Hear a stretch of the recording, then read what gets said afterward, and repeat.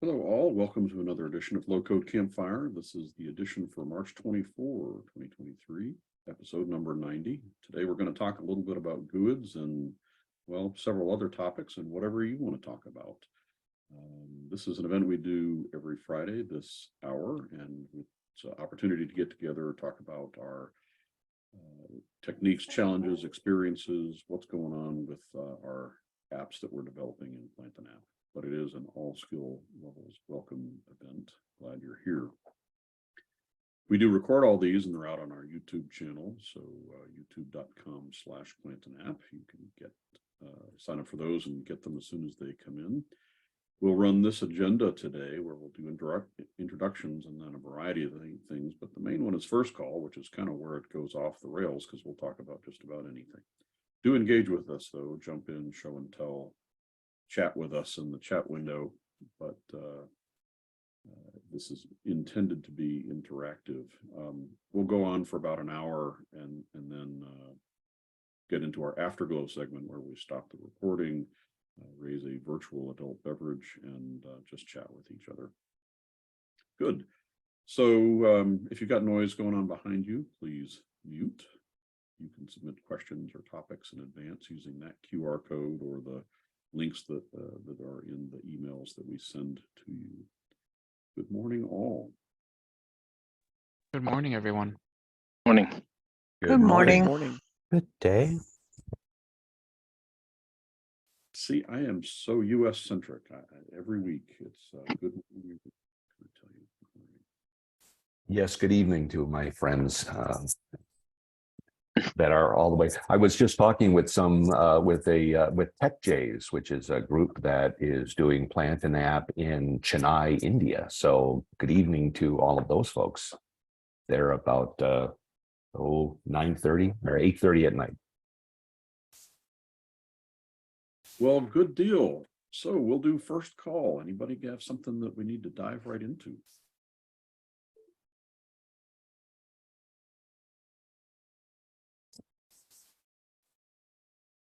Not this time.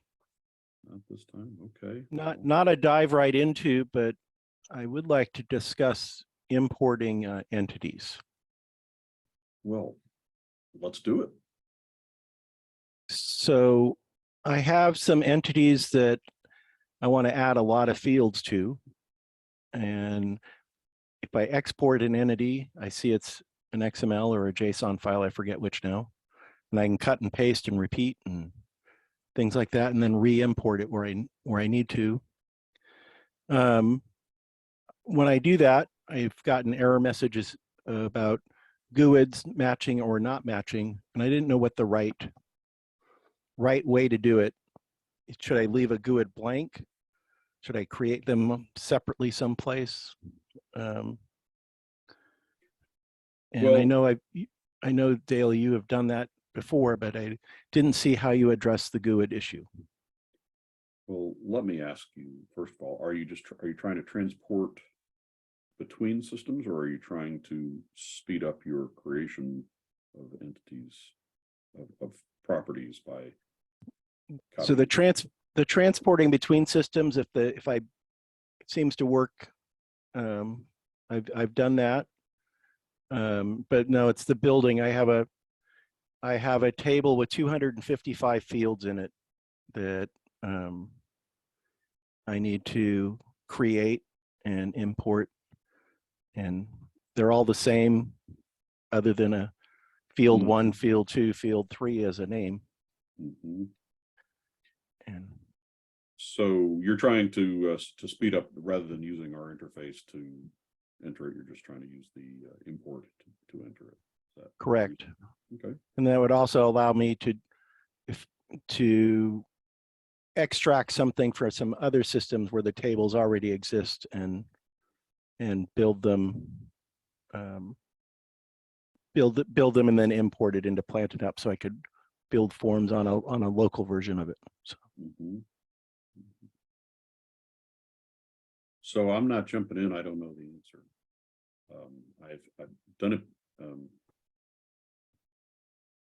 using it to transport between systems. That I have no problem with that. My guess is that The GUIDs would, for the new items, would have to be unique or empty, but we can try and see if we can figure it out. I don't have an official answer.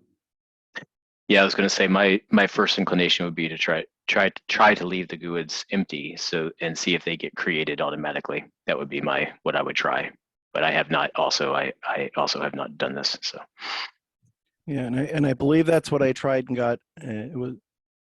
Got the error that it needed a GUID, and then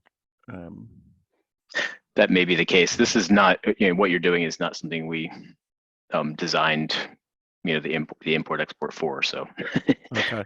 Yeah. But I'm not afraid to try. Let's jump in and take a look. If we go to entities, and I've got one here, goals, that I'm not too attached to if I mess up something. So we have goal that we can export and copy that. And so let's get a notepad going here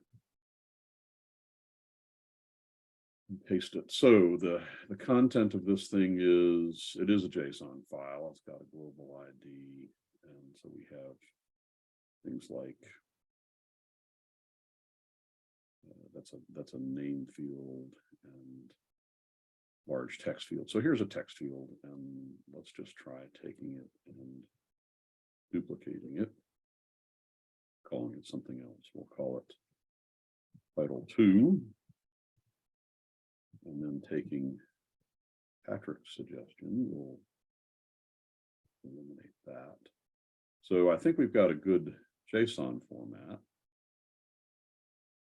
And let's see what happens when we try and import this. Oops, don't want to delete this. We'll come back to it in just a second. So the idea is we're going to come in here and say import entity. We click this and it says failed. And so we'll cancel.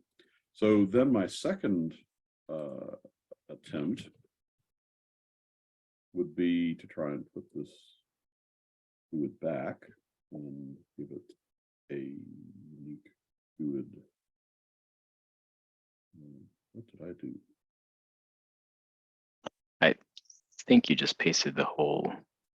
I would do a Control-Z. Yep, I did. So it's that one. Yep. Okay. So I'm just going to force this to be a different GUID that's unique and see if that makes it happy.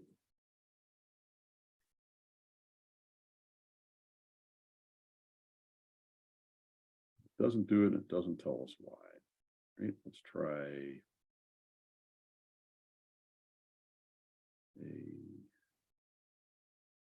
I'm going to get a clean export again.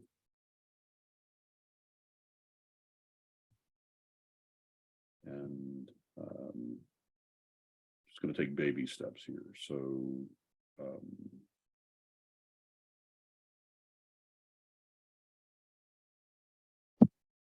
actually, I'm just going to try and import the exact same thing in and see if it's happy.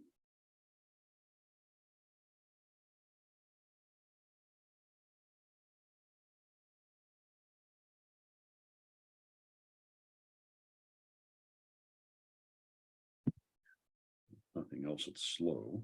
It's happy. So I'm just trying to figure out what logic could be involved. Yeah, it regenerated the pages, and so that it did the work.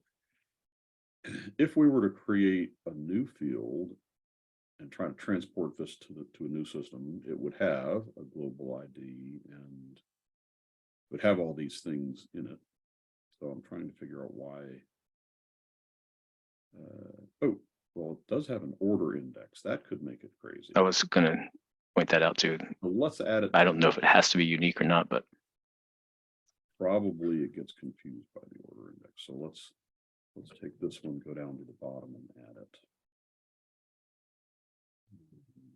And I guess what I was thinking, but I think maybe Jim, you said you tried this, but I was thinking not to take the global ID property out completely, but just to take the actual GUID and leave it blank quotes. That's what I was thinking, but I don't know if that will work any better or not. Yeah, I believe I tried it and I was getting similar Yeah, similar results. yeah. I think just changing it might be. I did not try the order index, though. Didn't like It that. does not like that.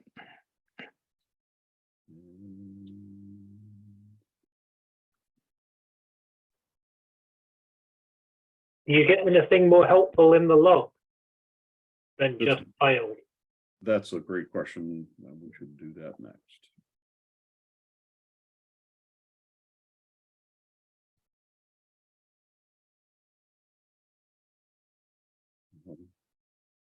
So yeah, okay, that makes sense.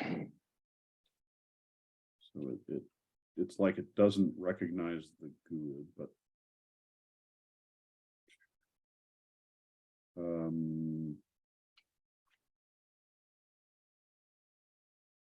yeah. And so let's try leaving it out.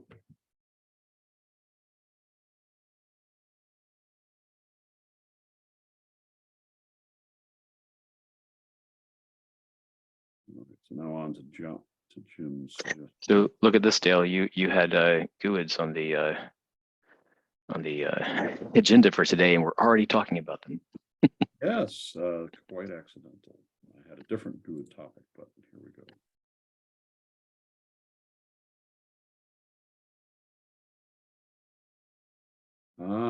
Value needs to, okay, so it exists and it's unhappy with Title II, so there must be some way to, it needs to be communicating a default. And this could well be a bug, right? Because the Will it let you pull you in if you specify it's not required? why, that's a great question. It is in fact set to required. So let's, sorry, I'm on two screens here. Let's try this. So we're doing our Title II text.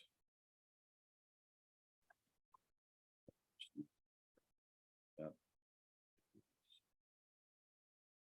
I'm thinking it's, which should we try? No GUID, I don't care. Let's try no GUID first.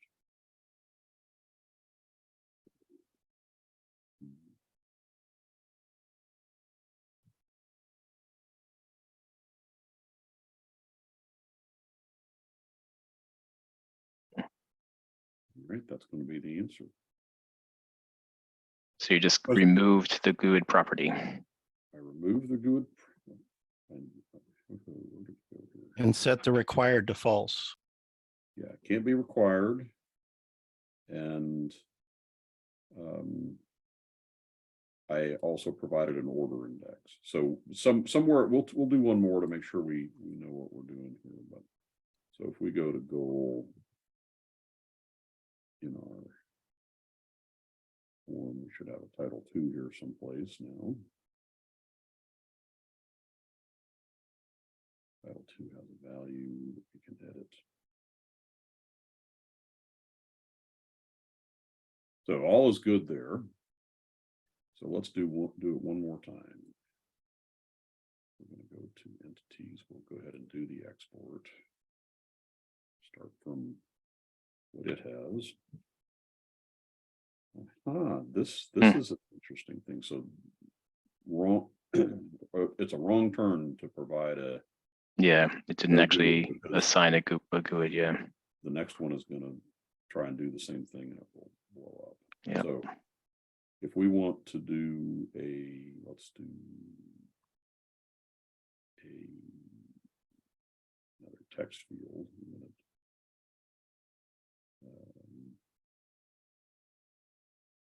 We'll do this one here at the bottom. Get our punctuation first. New ID, something mildly not different. Title III required. So I'm thinking order index. Let's say leave it and see what happens. let's say do what? Just leave it and see what happens, because that was a scenario I don't think we Correct. tried.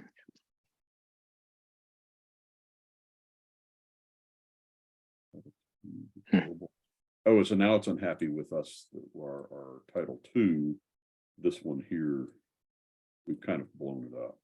Mhm. It knows that empty GUID is not good, so let us interactively edit. We'll get our title 2 out of here.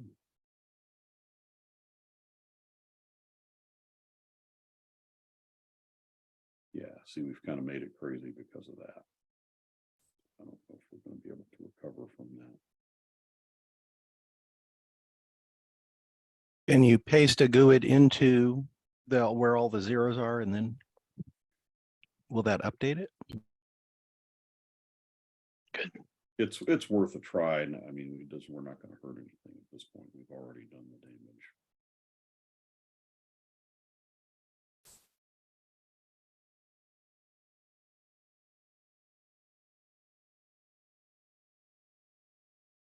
We're aggressively going on to title 3 as well.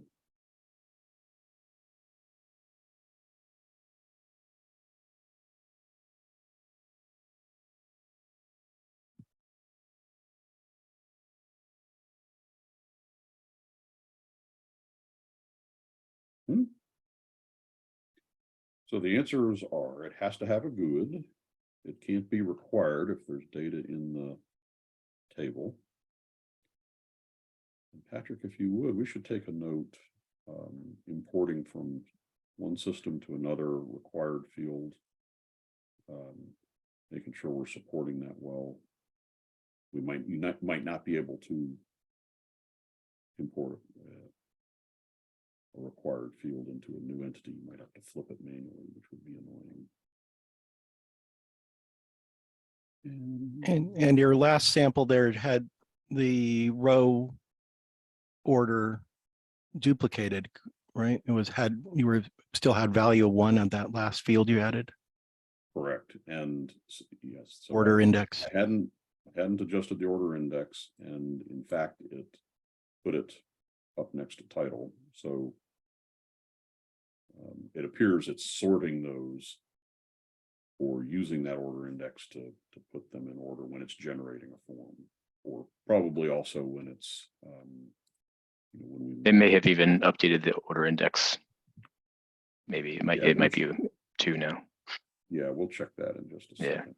I'm gonna, if we edit this, it also uses order index to pick out the order that it appears on this, and so it's put it way up here. So looks like you can put it where you want it, and then we go back and export.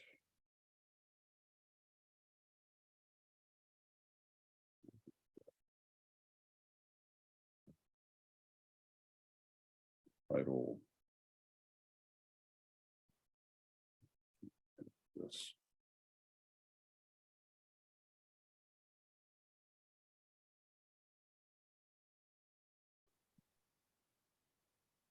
Title 3. Order, it has renumbered them, but they're out of order in the JSON. It's apparently not required. So looks like order index you can use that to position it where you want it to go, and it will tolerate that. The ID has to be a good GUID, which you can do either as I have with making a minor modification or generating a new one. Either way is fine.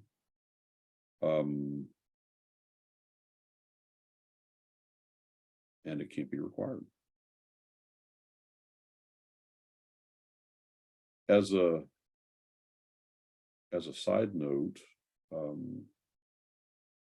think when we were looking at this before, we found that we could change the actual type of something to a different type. So for example, if we export and say that we want this new title 3 to be a large text, that it will, so long as SQL knows how to convert one to the other, it will actually change it over for us.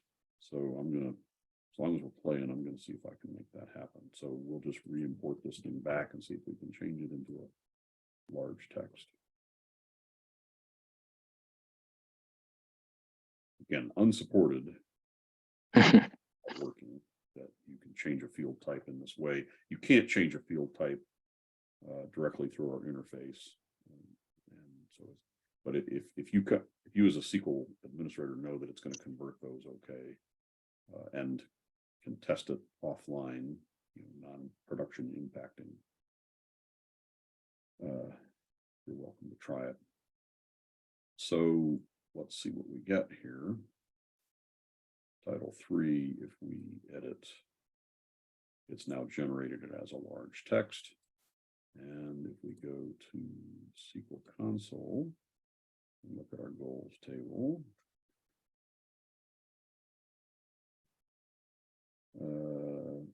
it's made it as a unlimited, so it's changed its type from a 450 in varchar to a -1, so unlimited length or max length, whichever that means. So it does the right thing. It opens up the possibility of changing. So Jim, did we answer your question? Yes, you did. And then I have a follow on it. I see Ben may have dropped off because No, if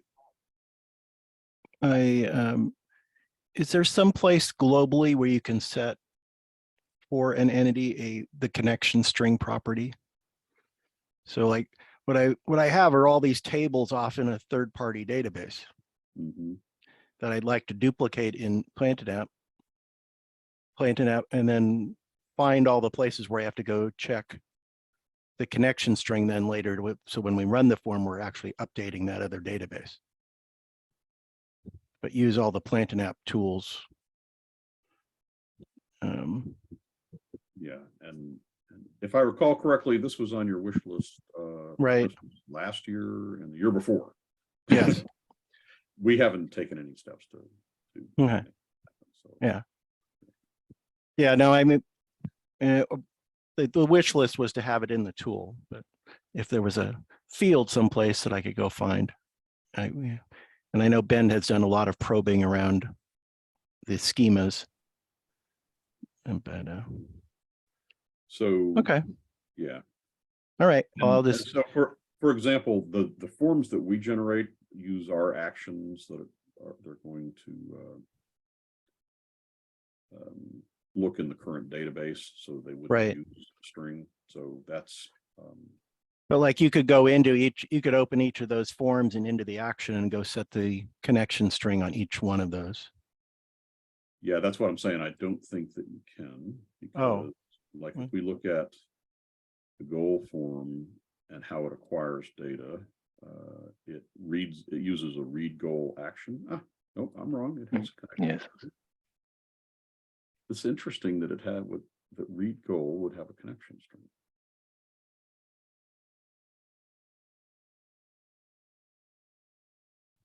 And maybe somebody started planning for my wish list.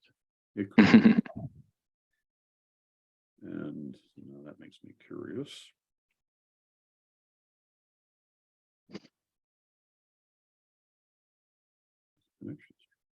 Maybe it's always been there. I don't know.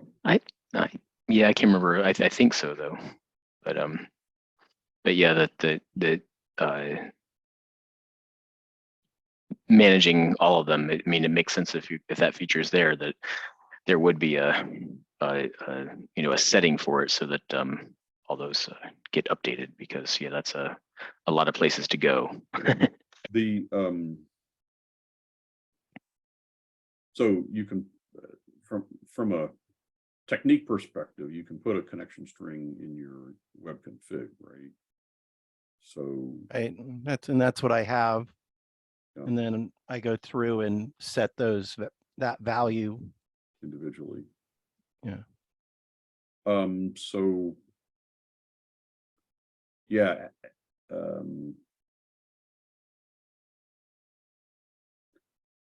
Yeah, no, there's nothing that nothing that I know about. Okay, I will play about. So when you do that, and I haven't messed with the connection strings as a feature hardly at all. Are you successfully able to use that to read from the other data from the alternate database and update? Yes. Yep. Yeah. In fact, I have to do it because some of that data is over in an Oracle database. Mm-hmm. And so I can, and in these table structures are in an Oracle database.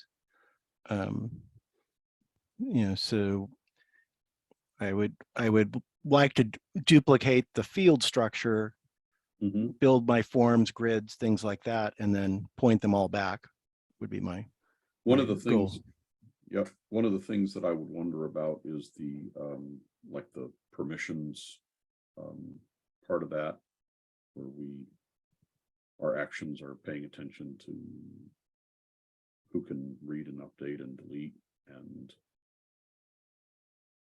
wondering how that, since the foreign system isn't going to have this same create user delete created by type thing, how it's going to navigate that, but it's an untested area from my perspective. Yeah, I'll go explore, and if I find a working solution, I'll let the group know here. Cool. So any other first call? That was a good one. I just have a follow-up to this, and it's a more fundamental question.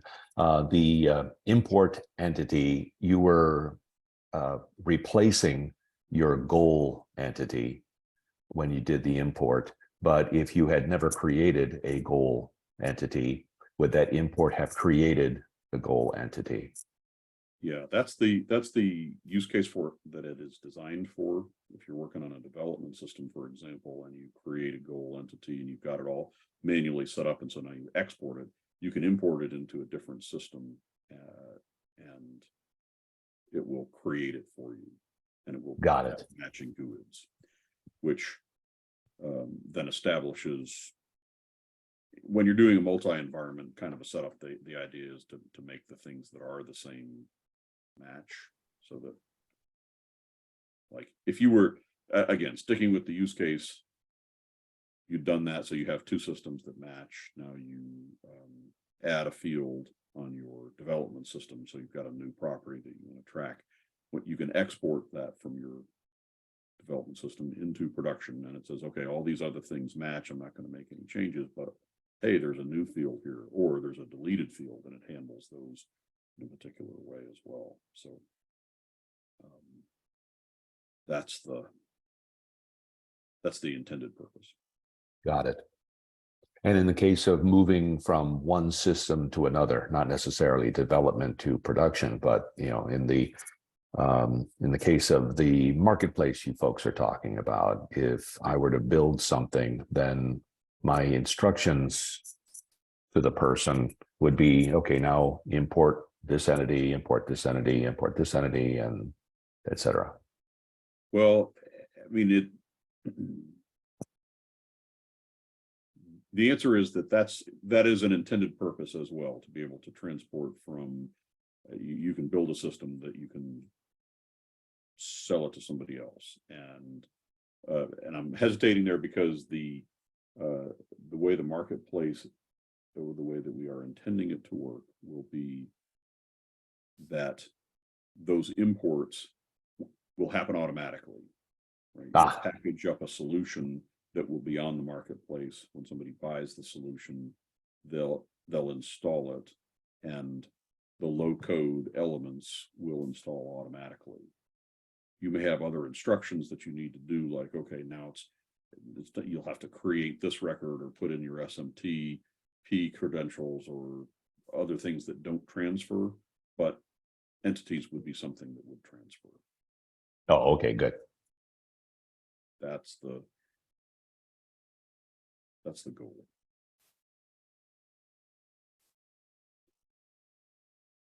Good.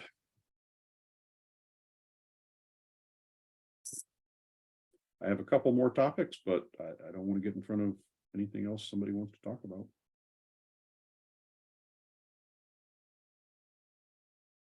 I got to ask, but maybe Bogdan wrote this, or maybe Chat GPT wrote this, but an email went out the other day, and it said that Chat GPT wrote it, but it was about the latest,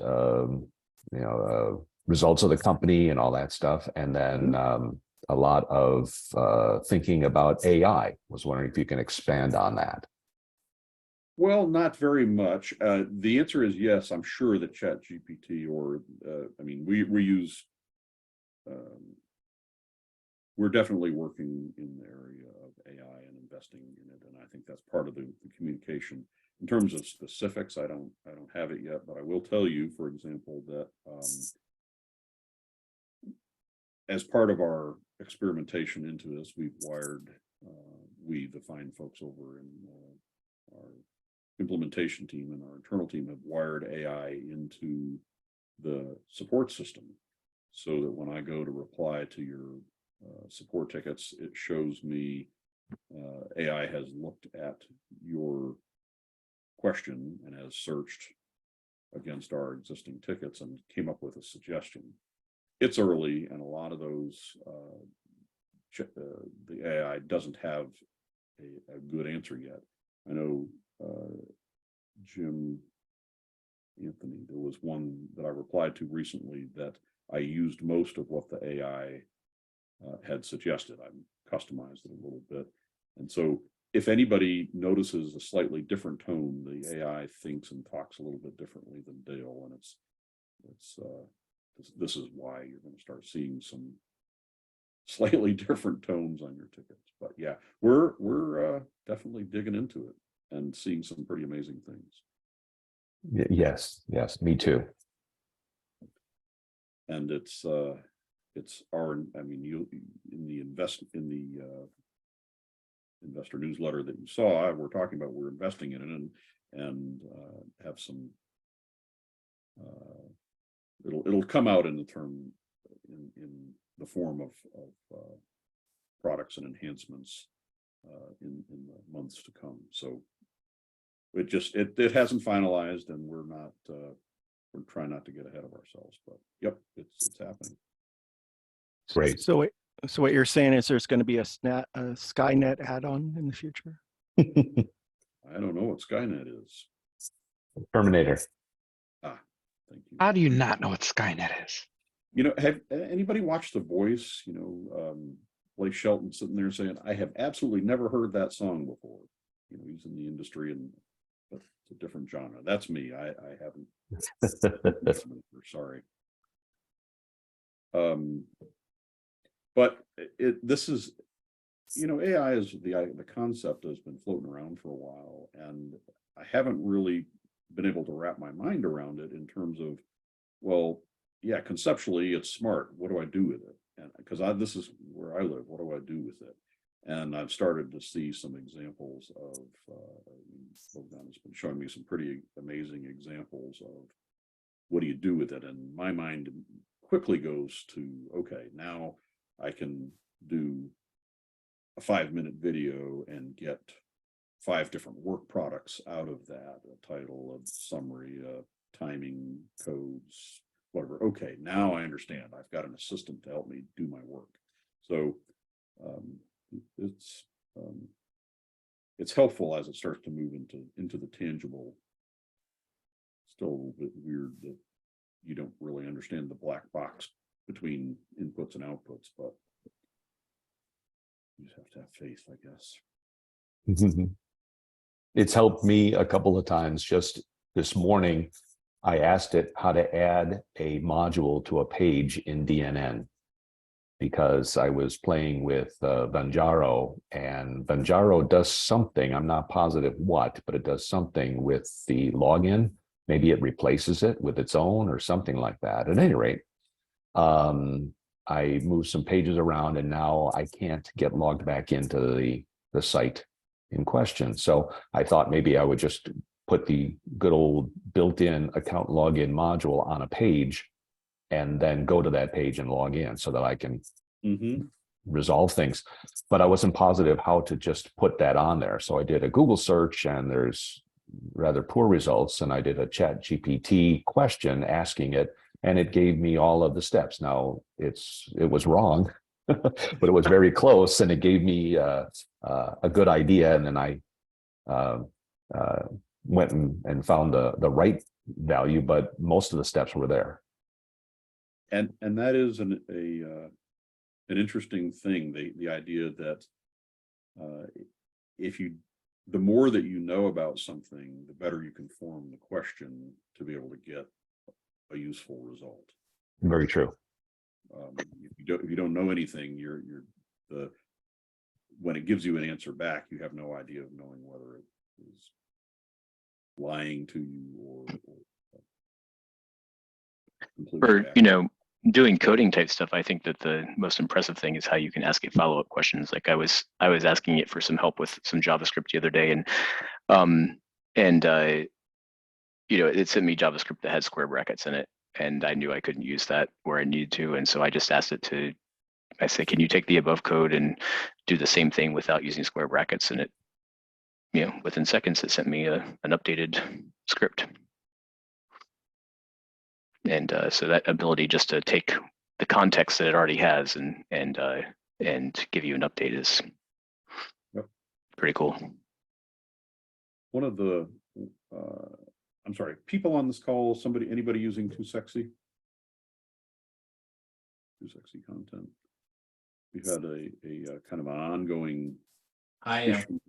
Okay, amen. We've had an ongoing issue where the installer for Too Sexy creates conflicts in the web config for between us and them, and it had, us and Too Sexy, because it kind of does something globally that overwrites our specific call to a specific version of a DLL. So it's a little bit of a conflict, and we have produced a set of instructions that say, if you want Plantain app and Too Sexy content to run at these particular versions, you have to make these kinds of changes into your web config. I was hoping to use the AI to examine a web config and spot those conflicts, because I think they're just inherently wrong. If you understood how to do a web config, you know that the conflicts are there. But so hoping to get an assistant, right, that would do that grunt work, because there's dozens of DLLs and lots of things to look at, and it's hard. And I came up with mixed results. I'm sure someday we'll have great results, but in this case, the web config was too long. So you had to, it couldn't look at the entire context. It was bigger than the scope of the number of tokens, I think is what they call it. So when I scaled it down, I started to see accurate results, but I need it in order to do it. You have to take in the entire scope. So it's what I'm saying. It's getting closer, but it's, from my perspective, it's got a long way to go still. Okay, I'm gonna go off to my things, but we can. There was a community forum solution that came up this week that was submitted, I think, from, I suspect it was Anthony, but let's see. Yeah, Anthony Cadden, who listens, Anthony Cadden, who listens and has been part of this and the cafe, but he's in Australia and can't be here on, can't get to school on time zones. But he just posted a idea about how to do to pass in a GUID into a select query, and he was just pointing out that it's possible to do it, but the difference is that you had to declare the GUID as a in varchar and then pass in the GUID as a bind token. So somebody who wants to be able to pass in a GUID and was having any kind of trouble into doing that, this is an answer that works. And I just wanted to point out that it existed, and I appreciate the contribution. But it also points out that you could use that same technique to more strongly type anything, passing in a date by text, but then converting it to a date, for example. It's completely possible. answer. And I had a little bit of a problem in the Low Code Cafe this week because I had a system that blew up and I wasn't able to demonstrate something. So I wanted to take a look at that. You know, this is my redemption story, right? I always have things that didn't work and I want to come back and show you that they really do. So Patrick discovered, found this, what is it? I guess this is a dark corner, right? The thumbnail creator, something that's in our product. Neither of he or I knew that it was in our product, but he stumbled on it. And then it was also, not only is it there, but it almost works. There's a little bit of an issue that you had to struggle to figure out how to make it work, and he did. So I thought I would put it out here. So it's a contribution now on Campfire, that what you're able to do. I mean, the end result is you can generate a thumbnail of different properties. So I've got it wired up to expect an image. And I can say, well, I want this image to be 400 in width, and it will resize it for that. So when I submit, we'll see the result. And this is kind of a nice interactive way to do it, so you can see the impact of what you're doing as well. So my original image was 3670K, and it resized it down to 20K. So, and just for fun, I've got this, you can see the original image. This isn't even, I think if you did it full size, it would be huge, but this is just showing it however Google Chrome wants to. But now it's resized down to 20K if you want to, and 400 tall. So if you're trying to create a nice consistent listing where the thumbnail, all the thumbnails are the same width, this tool is going to let you do that. Or if you want them all to be the same height in the same way, you could have said that you wanted a 400 high image, and it will do that and give you a result. So, a question on that? Sure. I'm sorry, I didn't mean to interrupt. Will that, so you can, I assume you're putting the values in the form here, right? But I assume what you can do is put the values essentially as part of the click action or something like that. I'm going to dig into the action in just a second. But okay, all right, thanks. And again, this is out on Campfire, so anybody who's part of Campfire can go in and examine how that looks. There's another thing here, compression, which expects a value from 1 to 100. And when you don't give it 1, it does some form of, I don't know, standard. It might be the equivalent of 100. But if I want to fully compress this as much as I can, the value is 1. And so note we're at 33K, and it goes down to 5K. Of course, it's highly pixelated at this size. You can then start to manipulate it and see what value works. So if I wanted to just show a general car and I'm okay with a little bit of pixelation at 400, then we get down from 30 whatever to 8. So that's pretty cool. And then if we said 100, I think that goes back to the original. Oh no, that's even higher. So it must be applying some default compression when you do that. So let's go into the code. And the first thing I want to talk about, let's see. So I have an image. The choose image is a single file upload. So the name of it is choose image.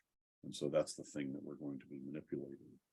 In the submit button, in the actions, this is the create thumbnail.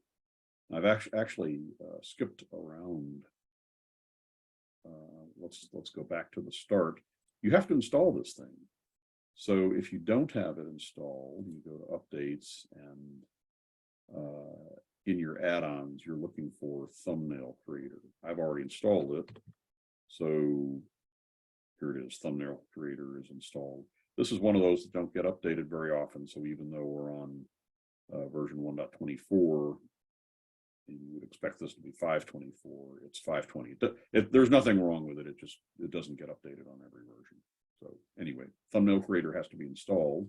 And then when you, then it's available as an action, create thumbnail. So here's the problem. When you add one of these, and this is all Patrick, right? He banged his head against this until he and our team figured it out. Create thumbnail. By default, it wants to, if you're in action form, you pick which item, you know, it wants you to take, it's offering you what image are we going to be thumbnailing. And So it's showing you any single file upload you have on the exactly. form.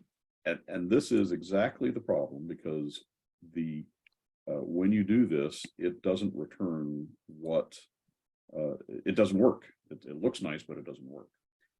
And there was kind of a hint here that Patrick and Vlad found and used, and it said another thing that you could use is the absolute URL of a token. And so what you have to do is click over to expression and then provide an absolute URL. So ignore this that I was just playing with. This is the one that really is at work. It's in expression mode, and I'm using the choose image absolute URL. So instead of being able to nicely pick it out, we actually had to go to the choose image. One of the things that choose image outputs is an absolute URL. So that little hint is something that you need in order to make create thumbnail work. And we're going to be updating the hints down here, or actually, I'm sure we're going to try and make it work so that you can pick single file upload, but we'll also make sure that the hints are good. But this is perfectly good and usable if you don't want to wait for us to fix the way it's implemented. So then you pick an output folder, a name that it's going to create, and in my case, I'm picking and I'm using the default value of choose image, which is just the name of the file. And then I'm adding the word thumbnail, and then I'm adding a GUID. Now, in my first implementation, I didn't do a GUID, and that resulted, it ended up giving me an odd symptom, in that if the file name isn't unique and you do, your browser caches it. Right, your browser caches it by file name, and so I was trying it. Okay, I wanted a bigger size, smaller size. It would do the first one, but then the second one it didn't change sizes on me, and the reason was the browser was so smart it cached the previous version and wouldn't show me the revised one. So if you run into caching issues, throwing a GUID on the end of it will solve that. So now on to your question. Yes, I'm passing the width parameter from the form onto the width. We have height as well, and these two can work in combination, right, Patrick? You can say 400 and 400, and the largest dimension, it will size one of the dimensions into 400, and then the other one will adapt so that it doesn't change the size, doesn't skew the photo. There's some settings here, crop and stretch, which aren't tokenizable, which is kind of interesting. I would love for them to be, and I haven't played around enough with them to know exactly how those work. I think, Patrick, you saw that they did impact certain. They do, yep. And so then there's horizontal and vertical, which I haven't played with yet either. And then I'm passing in compression. And then just to kind of explain the implementation, that's coming out with a thumbnail file, which gives there's a number of things, gives the path, the relative URL, extension, but it gives an absolute URL here someplace. Doesn't it? Yep. There's an absolute URL and the normal absolute URL. Those are probably difference between a file click and a full URL. So you have a couple of choices, but I'm coming out with thumbnail file. And in my case, what I'm doing is I am updating thumbnail image, which is a static text field type, to say the resized thumbnail file the images, and I'm getting the KB, and then I'm creating an image tag with the thumbnail absolute URL. So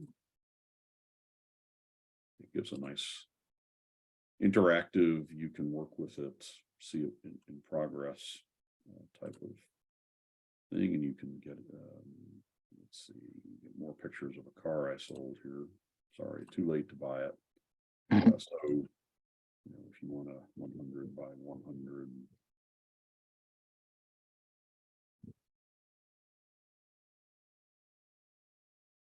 See, it's still square. So if we were to look at this image, it's going to show us what it is.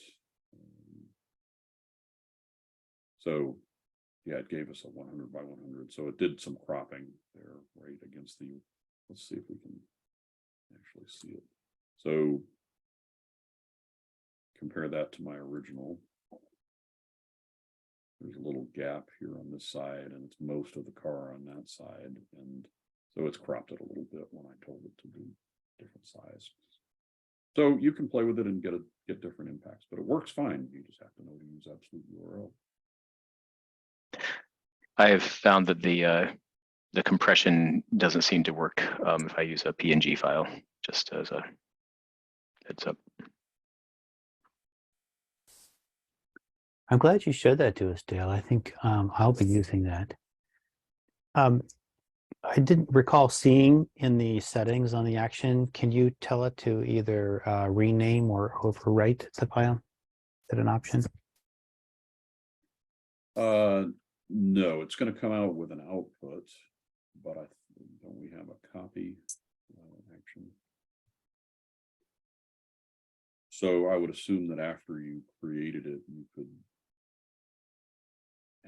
And I'm sorry, it's perhaps possible when you choose the name to give it back the name of the thing that you did in the first place. I haven't tested that. So that would be the first thing to test. It's possible that that could be a conflict, right? If it's still got the file open, it might not work. But an alternative is that you could do a copy and send it where you want to and just resize it that way. So Dale, could you scroll back up? I have a couple of questions for you. So on the so you've got the width, height, crop, stretch, horizontal and vertical center. What if you have, let's say in my case, I'm thinking about a client logo. You have no idea any of the dimensions, and you really don't know what to do with it, but you want to give them the ability to upload their own. Yep. This could be tremendously useful. But what would you think about or advise for settings for this? Well, let's try this. First of all, if we don't crop or stretch, and so we're past, so I'm turning that feature off, and then what you can do, let's say that the size where you're putting the logo is 300 by 200. That's what you expect from them, right? So if you do a 300 by 200 without cropping and stretching, and we pick something here.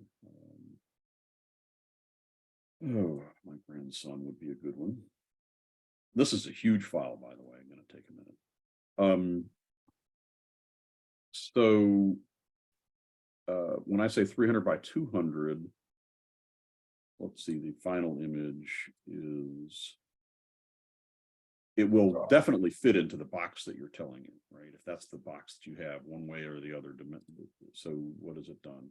It has it's done a 200, it applied a 200 height, and that will, and it did 267. It didn't change, it didn't stretch it or anything. It just gave you a good output. Proportional. So if in the case of, an image the client's uploading, you want to have max constraints, you could, in this case, you've said 300 by 200 as max constraints, and it didn't do anything negative to the image. It simply cropped and scaled based on the smaller of the two dimensions. Right. So I think this is probably exactly what you want. And You know, Mhm. if you had a different size, it's gonna fit within that. So now it's probably bumping up against the 200. Let's see what it's doing. Yeah, see now it does 200 by 150. So Yeah. it's applying that two-dimension box. Mhm. If you had stretch or crop involved, it's going to change your picture. So this is Yeah. how I do Yeah. it. And then So yeah. compression, you left that default. What is the default? Do you know? I don't, but the values are between 1 and 100.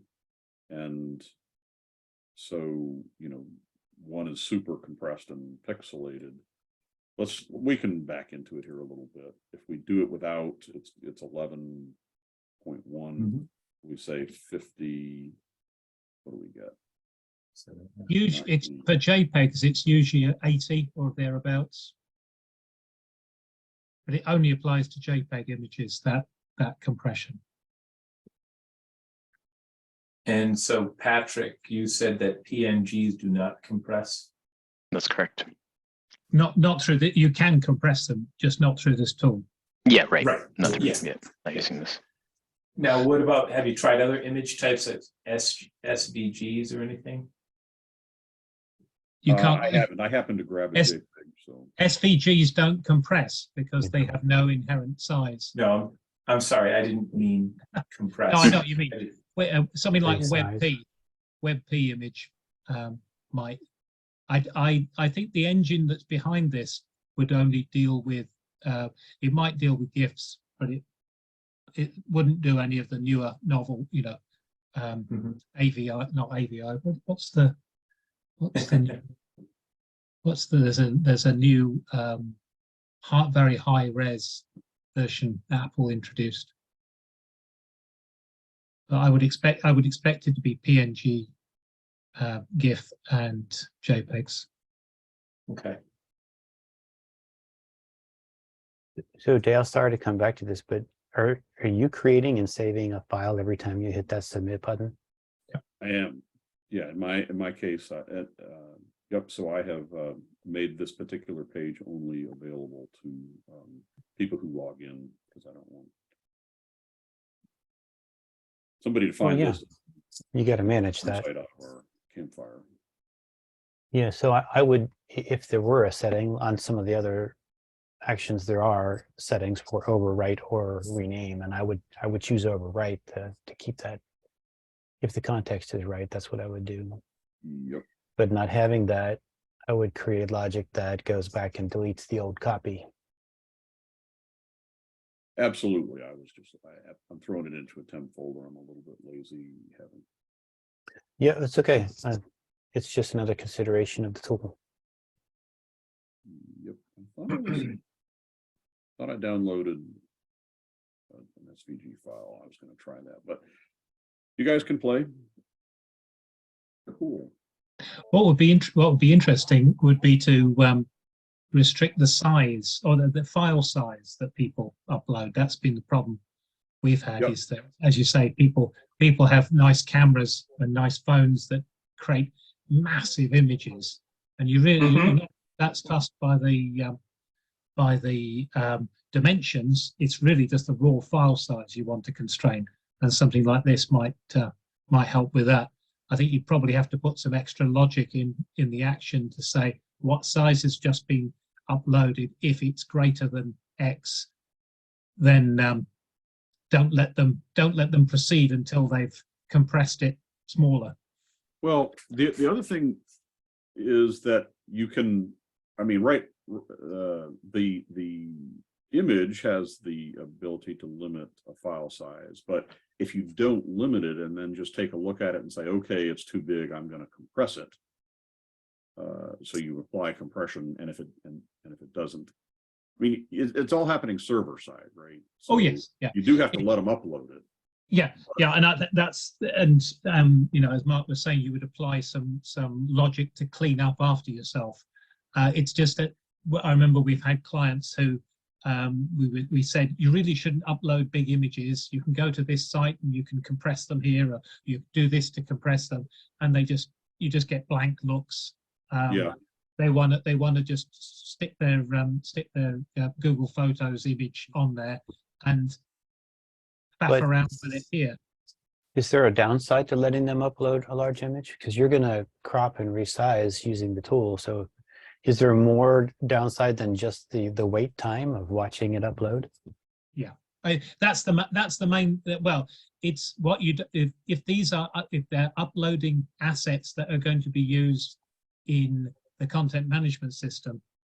You don't want to have the big files. Where someone's got a nice background on their banner. You don't want that to load very slowly. You want to have a nice optimized image that fits in the space and downloads. Sure, but I'm talking about this action lets you define the width. So And- I think your question is,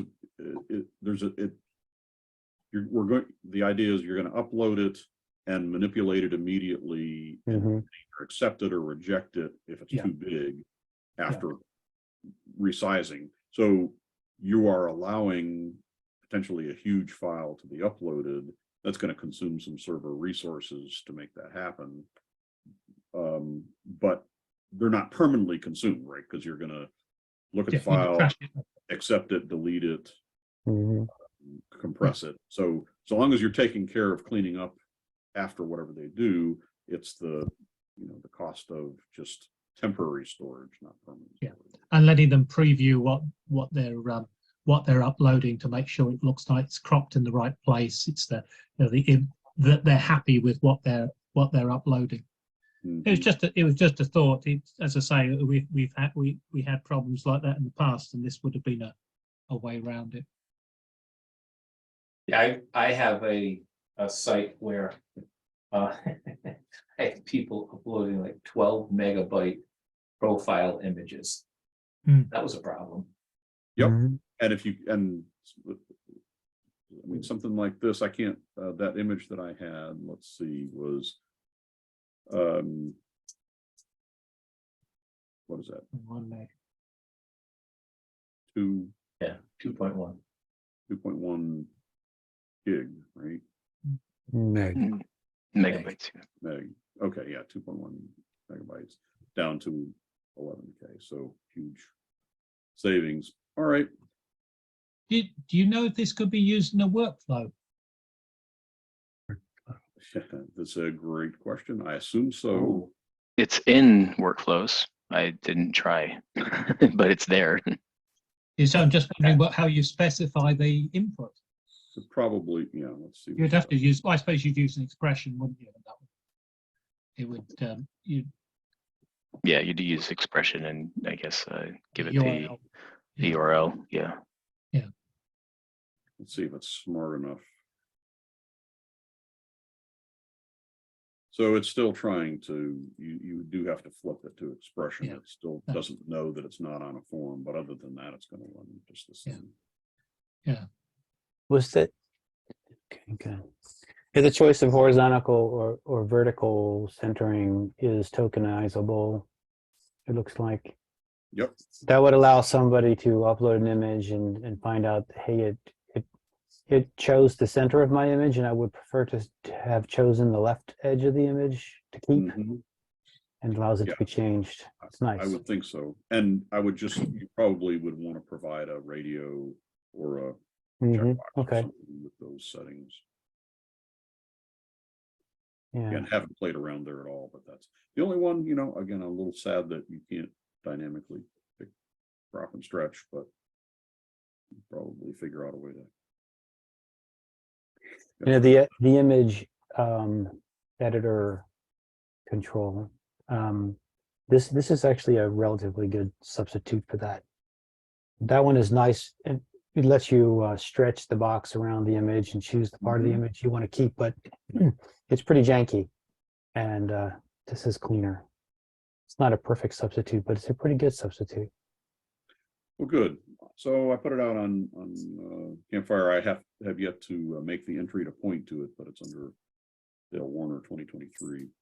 So I'll do that here in just a couple minutes, but hopefully it'll give you the opportunity to pick to get a look at it and see it in action and then at least know that it works.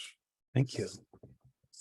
Absolutely. Good session. Thanks everybody for participating. And if you want, hang around for our Afterglow segment. And if not, we will see you next week.